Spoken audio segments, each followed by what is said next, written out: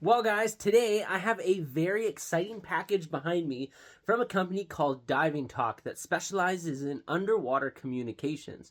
And I'm not talking underwater communication via text messages or passing notes to each other, but full-blown radio communication from diver to diver as well as diver to surface. DIVINTOK's slogan is pioneering a new era in underwater communication.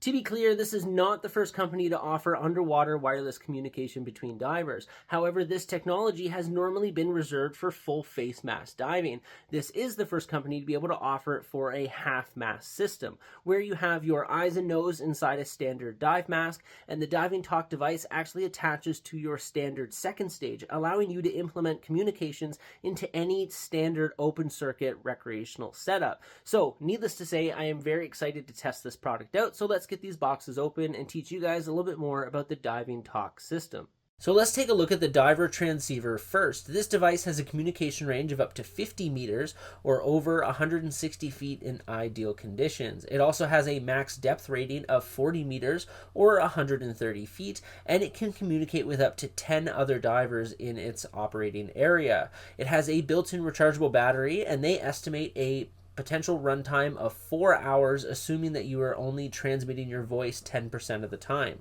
In my hand, I have the diver's earpiece, which doesn't have any buttons, but there is an LED ring that will illuminate when the device is powered. It is water activated, and other than the charging port on the bottom, it looks like it has just an EO cord connection that will connect to the mouthpiece. Next, let's take a look at the diver's mouthpiece. This part is made of a mixture of plastic and silicone, and keep in mind this is going to replace the mouthpiece on your standard second stage. This is a push-to-talk device, so the button to activate it is on the right-hand side, and this also has the other end of the EO cord connection. Now, I will admit this is one of the weirdest looking mouthpieces I have ever seen, but I did try it on. It was fairly comfortable, and the way that this works is you press it against your chin when you're ready to talk, and it'll create a small air pocket for you to talk into. Next, let's take a look at the surface transceiver. This allows the divers to communicate with the surface. So this device has a communication range of up to 75 meters or over 240 feet.